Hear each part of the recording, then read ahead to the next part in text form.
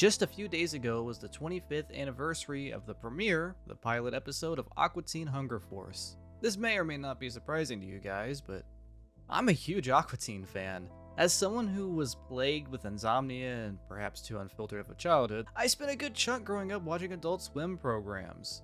And Aqua Teen was always my favorite. I used to marathon the series every New Year's. Back then you could actually watch all of it in 2 days, but I'm too old for that now.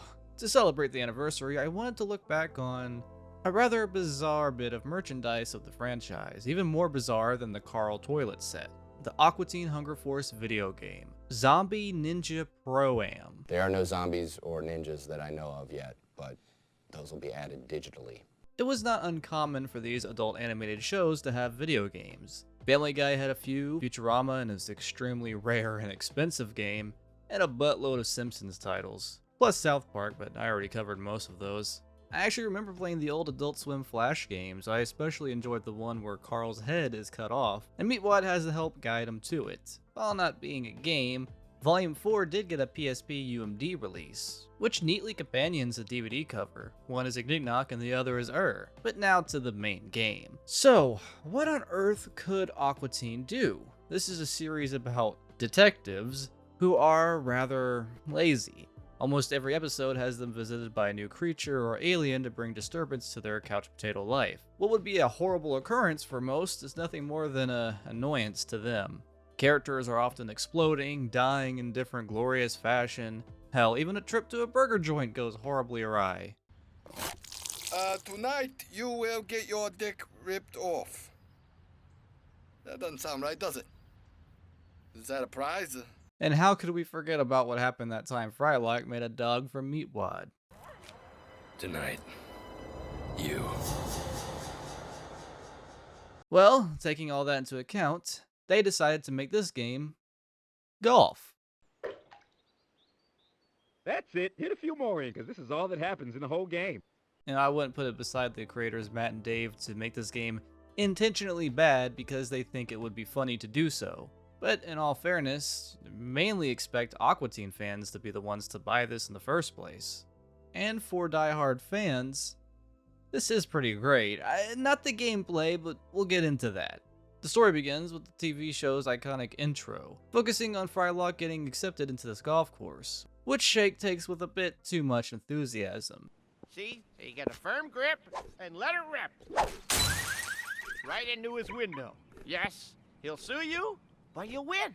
Seeing the Aqua Teen characters in 3D is jarring. Why is Meatwad so smooth? For what it's worth, I actually think the character models are pretty decent. It just takes a little adjusting too. The actual in-game models look pretty damn good even when upscaled with an emulator. After all, this is a show that was made cheaply with Photoshop. That is what adds to the humor. The commentary of this game is actually provided by ESPN sportscaster Scott Van Pelt. I wonder how they managed that, but it wouldn't be a real sports game without having a commentator, would it? I also appreciate how anonymous he's presented in the game. He's also joined by the cybernetic ghost of Christmas Past, who offers very interesting commentary. On my planet, golf is for gay people, and I love golf. Whoa. Not in my lap, guy. Come on, but we're a team. Off my lap. So the actual golf side of things is very bare minimum. You have a very simple gauge to work with, which determines your strength and accuracy of your shots. And for aiming, well, you've got the mini map. The gauge does give you a little indicator of what should be your best shot, but you also have to account for wind. And I've actually not found this to be very successful in most cases, except for putting. You do get to choose different club types for different situations, such as the wedge for getting out of sand, or putters for more precise shots. It's very, very basic video game golf. Oh, hey, the balls blow up just like the show. Shake decides to practice with Carl's windows. With practice, you too will learn how to kill. We move into the next major aspect of the game, the free roam section. Here you can play as Shake or Frylock, going around battling enemies and exploring the courses. During free roam, you can find collectibles such as the Brood Witch or these clips that all give rewards in the extras section that we'll talk about later. The free roam environments are probably the least visually attractive part of the game. Now keep in mind, this game did come out in 2007. That's the end of the PS2's lifespan, moving into the 7th gen. The PS3 actually was already out by this point. I think this game would have actually done better if they had made it earlier, but they were also trying to bank on the hype of the film.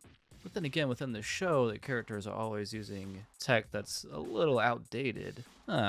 It's actually pretty impressive that they were able to squeeze out 12 whole stages, not including the tutorial, each of which are different environments or courses that eventually end up in hell. The first is a sort of training course that has you going around fighting Carl's crabs. I don't know if they're Alaskan king, but they feel huge. And the trees. And all the stages will have the all-knowing cube to not really harm, but more so annoy the hell out of you. Stuff my face with milk. Get the message loud and clear. One time I totally stuffed my face with milk. Stop touching me. One time I totally stuffed my face with milk. The collectibles aren't exactly what I'd call hidden, but you do have to explore a bit to find them. The courses also end in boss battles. The first is Carl. The trick is to take advantage of his, well, lack of athleticism, knocking him down and beating the crabs out.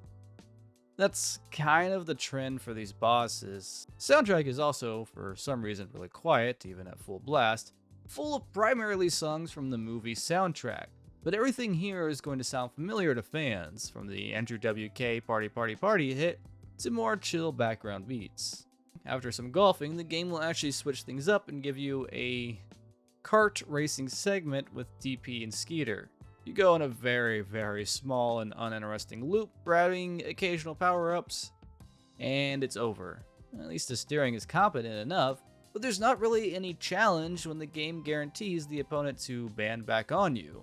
It almost makes the races feel scripted, it's lacking any thrills. And now we're on the moon. There's wind on the moon. Enemies on the moon include reskinned crabs, moon crabs, and the wrenches from the Dusty Gonzagas episode. You know, I'm pretty sure this is the only time the Aqua Teens have actually been on the moon. They've been in space several times for sure, but the moon? This is a first, besides for the outro.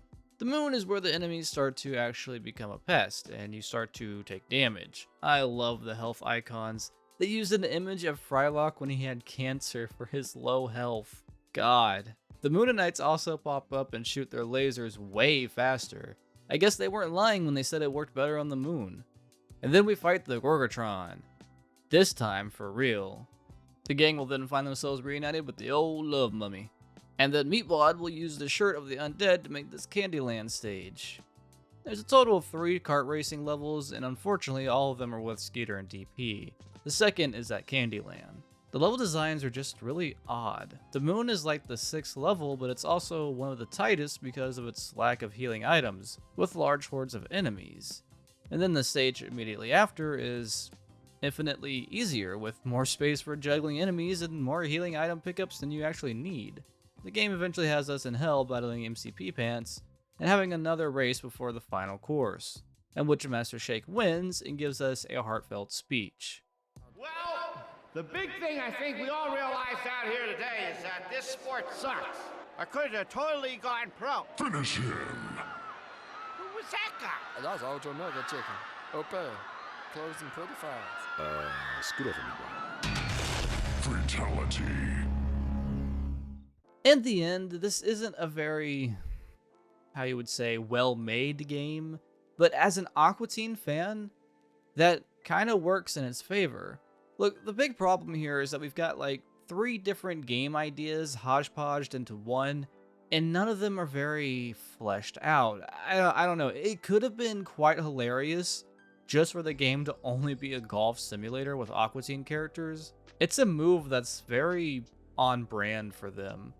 The beat 'em up isn't super original, we've seen this with other adult animated games, but here it's actually my least favorite part. It's not very fun. You just smash the attack button going from point A to point B. Seeing the great enemy character models is amazing for sure, but there's not a whole lot of meat here.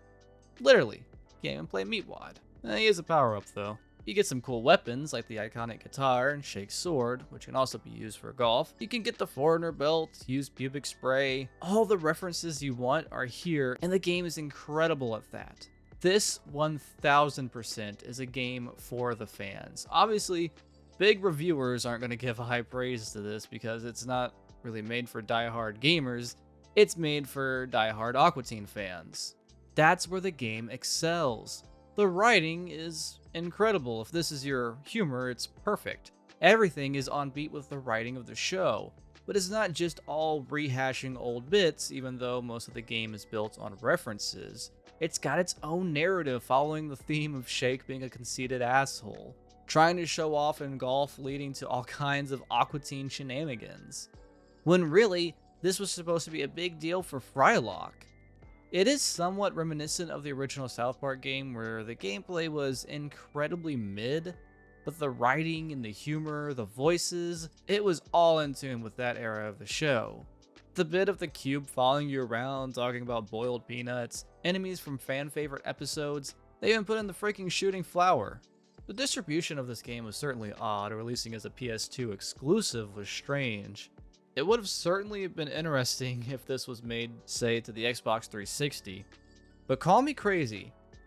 Call me crazy. I think this game actually would have been awesome on the PSP. I honestly believe that wholeheartedly. I really do. I think this would have been an amazing PSP game. There's loads of extras too, including full, complete episodes, much lower quality, but it's really cool that they did that. I think also just to kind of beef up the fact that this is a very short game. It's a short game, but you'll probably still spend a little bit more time on it just because it doesn't really retain one's attention that long. They even included one of my favorite personal video games, Video Ouija, as well as the Brood Witch and the Moonanites, all of which are relevant to major aspects of the game. And for those who already have these on DVD, it's not a big deal. Although at the time of the release of the game, the last episode on here hadn't aired yet, for a few months until that season started. Which actually leads me to another point. Most of the cutscenes of this game were actually bonus features on this DVD set. So if you don't want to suffer through the gameplay and just watch the story, you can do that both in the extras of the game or with the DVD. It's really fascinating to me because I don't recall Simpsons ever doing something like that, and Family Guy definitely didn't. Finding all the collectibles in game will also unlock the Brood Witch short film, also available as a DVD bonus feature. This is a real fun short, as well as finding clips of favorite moments such as this. Solo, Willy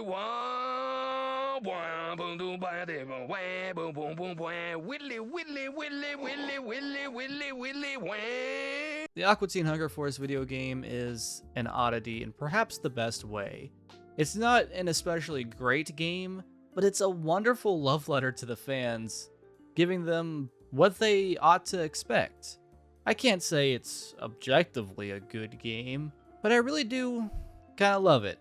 At least parts of it. Did you guys play this game back in the day? Let me know in the comments below if you have any fun memories with it or any fun memories with Aqua Teen. If you enjoyed this video, please leave a like. And if you haven't already, please subscribe. Be sure to hit that little bell to get notifications of new videos. Be sure to check out my socials to see whatever I'm ranting about. As always, thanks for watching, and I'll see you next time.